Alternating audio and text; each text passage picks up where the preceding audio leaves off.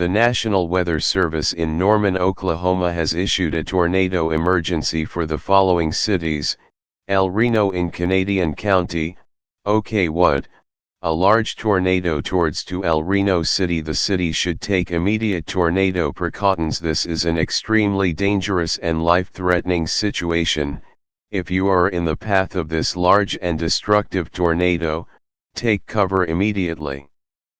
Doppler radar indicated the storm may contain destructive hail to the size of baseballs, or larger.